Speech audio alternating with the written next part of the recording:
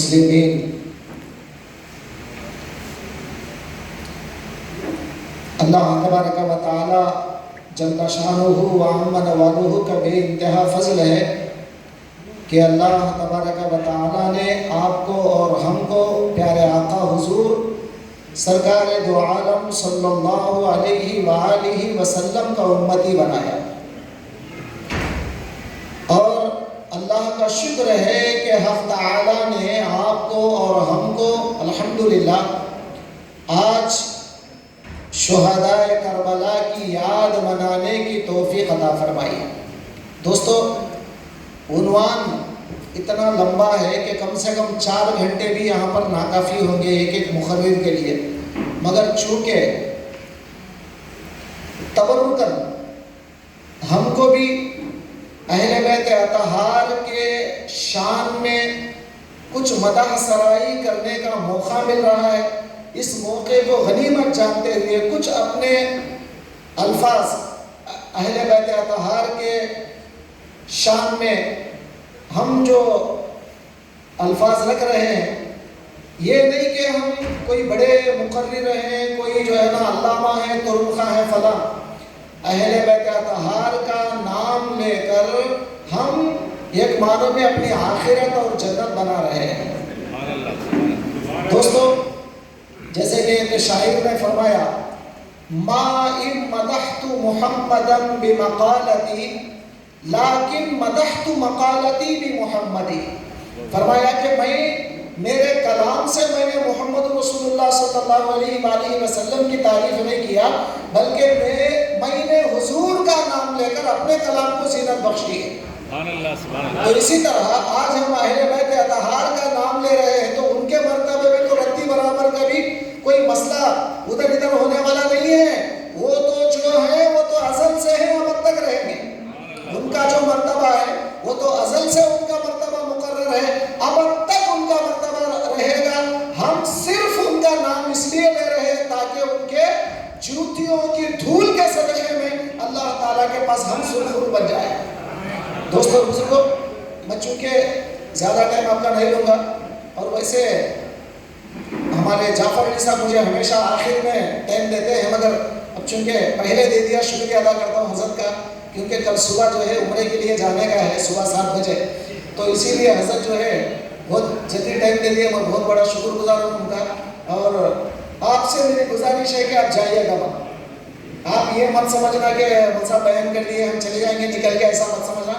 ہمارے جتنے بھائیاں ہیں وہ سب بیٹھے، جلسے کے اختتام تک، مجلس کے اختتام تک آپ بیٹھے، اور سکون سے آپ جو ہے نا اطمینان سے بیٹھ کر سن کر تمام مقررین کی باتیں یہ سمجھ لینا کہ جتنی دیر یہاں پر بیٹھیں گے آپ، اہل بیت اطہار آپ کو دیکھ رہے ہیں، اور وہ آپ کے ہر جو ہے گوشے پر ان کی نظر ہے. صرف اہل بیت اطہار ہمیں دیکھ نہیں رہے، بلکہ ہمارے ہر حق سے ان کو وقفیت ہے. ان کو پتا ہے کہ کون ہمارا محب ہے، کون ہمارا مبغض ہے، وہ ساری چیزیں وہ جانتے ہیں. تو دوستو، خیر زیادہ گفتگو کرنا نہیں ہے، 1-2-3 باتیں آپ کے سامنے رکھ دیتا ہوں. اللہ تبارک و تعالی شہداء کربلا کے متعلق فرمایا، وَلَا تَحْسَبَنَّ الَّذِينَ قُتِلُوا فِي سَبِيلِ اللَّهِ أَمْوَاتًا. جو اللہ کی راہ میں مارے جاتے ہیں ان کو مردے مت بولو، مت سمجھو. ایک جگہ فرمایا دوسرے بارے میں وَلَا تَقُولُوا، مردے مت بولو. اب یہاں پر چوتھے بارے میں سورہ نساء میں حق تعالیٰ نے فرمایا وَلَا تَحْسَبَنَّ الَّذِينَ قُتِلُوا، وہ جو اللہ کی راہ میں مارے گئے ان کے بارے میں مردہ ہے گمان بھی نہ کریں، بلکہ وہ زندہ ہیں اور وہ مولا کے پاس رزق پاتے ہیں، رزق حاصل کرتے ہیں. اب وہ یہ بات سمجھ میں نہیں آتی لوگوں کو کیا رزق ملتا ہے. عربی میں رزقہ کے معنی دینے کو کہتے ہیں، صرف کھانے کو دینا ہی رزق نہیں ہے، ہر چیز کی عطا کو رزق کہا جاتا ہے، ایک الگ بحث ہے. خیر، اللہ تبارک و تعالی ہم کو ایسی مجلس میں جمع کیا ہے کہ ہم کوئی مردوں کی بحث نہیں کر رہے، بلکہ وہ زندے ہیں اور زندوں کی ہم تذکرہ کر رہے ہیں آج. اور اہل بیت اطہار میں سے کوئی بھی مردہ نہیں، بلکہ وہ سب زندہ ہے.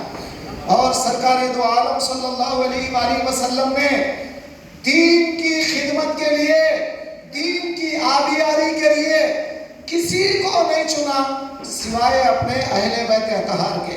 ان کو چنا یہاں تک کہ دیکھیں گے آپ حضرت علی کرم اللہ وجہہ رضی اللہ تعالیٰ عنہ کو شہید کر دیا گیا, امام حسن کو شہید کر دیا گیا, امام حسین کو شہید کر دیا گیا, ان کے کنبے قبیلے کو شہید کر دیا گیا. کیا ملا؟ جو شہید کیے ہیں ان کو تو نہ دنیا ملی.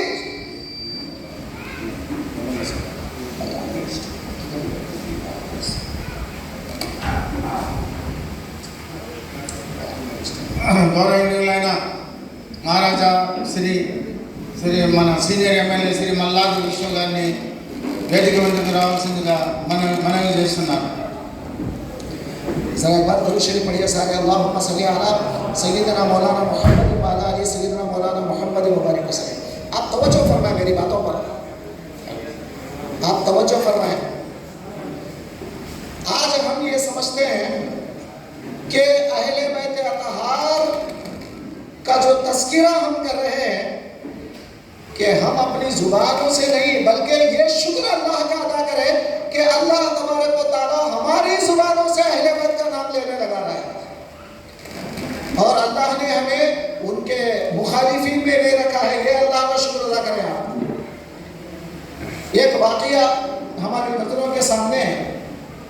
جب کربلا کے مصائب ختم ہو گئے, یعنی امام حسین کی شہادت ہو گئی, امام حسین علیہ السلام کے سر مبارک کو لے جایا جا رہا تھا, تو جس کے ذمے وہ سر مبارک کی حفاظت کی ذمہ داری تھی وہ خولی, اس نے راستے میں رات کا وقت تھا, سارا قافلہ پڑاؤ کیا ہے. یہ میں تاریخی بات بتا رہا ہوں, کوئی اہل غیر واقعات میں تاریخ تبری میں واقعہ موجود ہے, تاریخ الخلفاء عبد الرحمن سیوطی رحمۃ اللہ علیہ کے اس میں موجود ہے, اور تاریخ ابن کثیر علامہ ابن کثیر رحمۃ اللہ علیہ کی جو ہے تاریخ میں موجود ہے. یہ ساری میں تاریخ کے حوالے سے بات کر رہا ہوں. تو خولی ایک رات کے لیے ایک مقام پر ٹھہرا, وہاں پر ایک چرچ تھا, ملاحظہ فرمائے, وہاں پر ایک چرچ تھا, وہاں کا ایک پادری تھا, ایک راہب, ایک پاسٹر وہاں کا, وہ آیا, دیکھا کہ کیا ہے یہ, کس کا سر مبارک ہے, اور وہ دیکھ رہا سر سے لے کر آسمان تک پورا نور ہی نور چھایا ہوا ہے. سر مبارک سے لے کر آسمان تک پورا نور منور ہی منور ہے, اور یہ اندھوں کو کلمہ پڑھنے والوں کو نظر نہیں آ رہا ہے, اور جو کلمہ نہیں پڑھا اس کو نظر آ رہا ہے. تو امام حسین چاہتے ہیں جس کو ہدایت دینا اس کو نظر آ رہا ہے, اور جس کو حسین نہیں چاہتے ہدایت دینا اسے نظر نہیں آ رہا ہے. آپ توجہ فرمائیں, کیا انداز ہے تاریخ کا بھی. اور یہ امام حسین علیہ السلام کا وہ سر مبارک خولی کو نظر نہیں آ رہا ہے, کیا وہ انوارات برس رہے آسمان سے, لیکن یہ پاسٹر دیکھ رہا ہے کہ یہ انوارات عرش سے لے کر فرش تک یہ کیا جو ہے انوارات ہیں, کیا تجلیات ہیں. وہ دیکھ کے کہتا ہے کہ لوگوں ایک رات کے لیے جتنی اجرت مانگنا ہے مانگ لو, لیکن ایک رات کے لیے یہ سر مبارک کو میرے حوالے کر دو, صبح میں تم کو دے دوں گا یہ سر مبارک.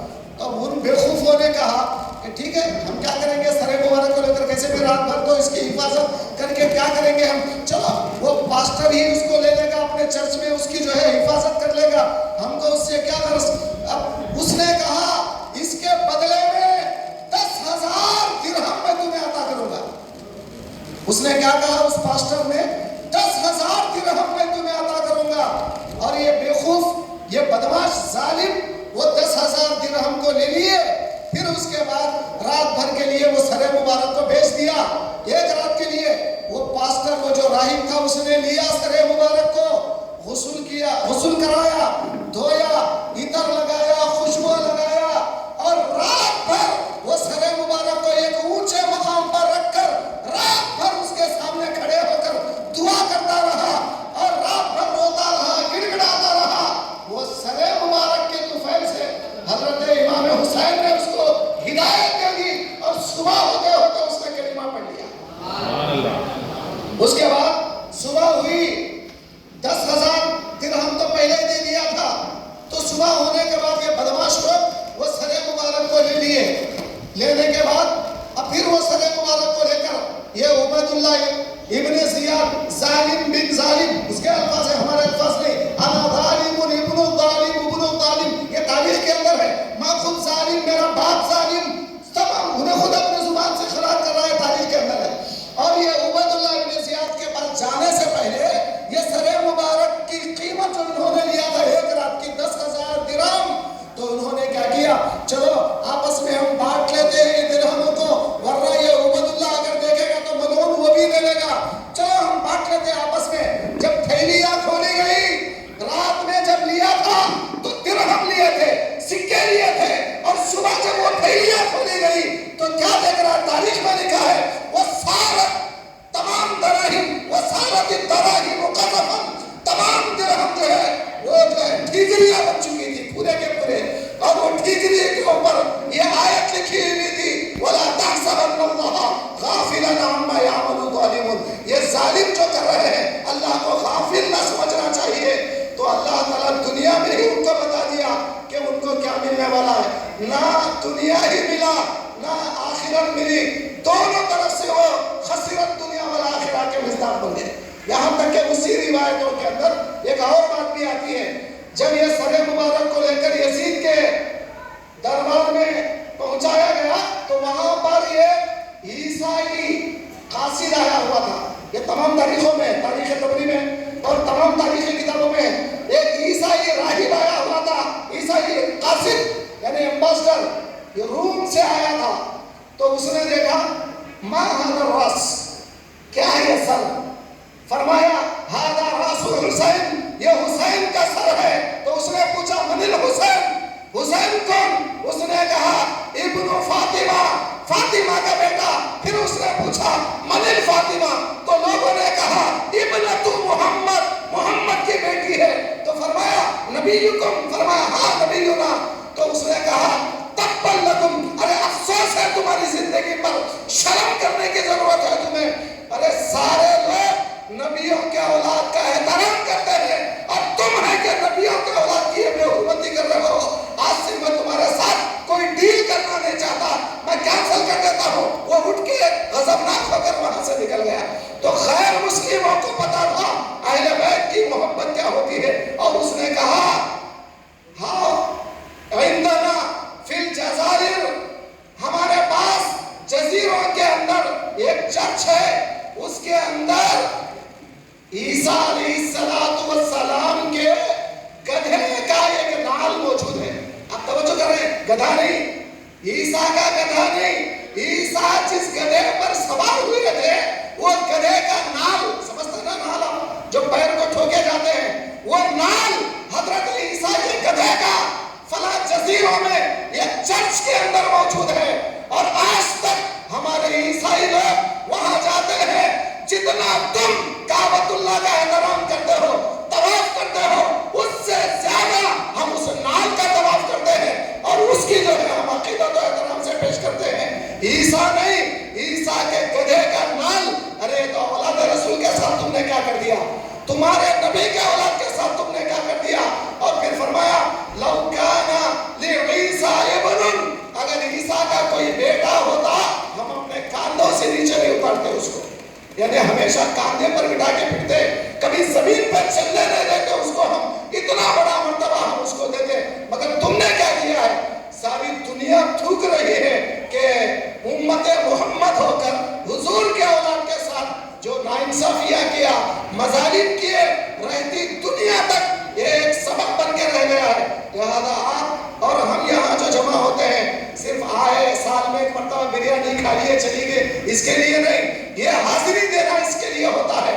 ہم بھی اہل بیت کے وفادار ہیں، ہم بھی اہل بیت کے چاہنے والے ہیں، ہم ان لوگوں کی تائید کبھی نہیں کریں گے جو ہر ہمیشہ اہل بیت کے دشمن رہے ہیں۔ اور کربلا کا واقعہ آپ سمجھتے ہیں، صرف کربلا کا واقعہ جو ہے یزید کا صرف کارنامہ نہیں ہے، اس کو بڑا دے کرنے والے اور اس کو جو ہے نا شیوا دے کر اس کو بڑا کرنے والے، اور باپ کے بعد بیٹا، بیٹے کے بعد بیٹا، یہ جو ہے خاندانی جو یہاں پر منصب جو لایا گیا ہے وہ ہمارے خلفاء کی اللہ والوں کی عادت نہیں ہے۔ تو روم کے بادشاہوں کی عادت ہے. حضرت عبدالرحمن بن ابی بکر نے کہا تھا یہ جو سنت تم ادا کر رہے ہو یہ خلفاء کی نہیں, یہ تو تم بادشاہوں کی سنت ادا کر رہے ہو.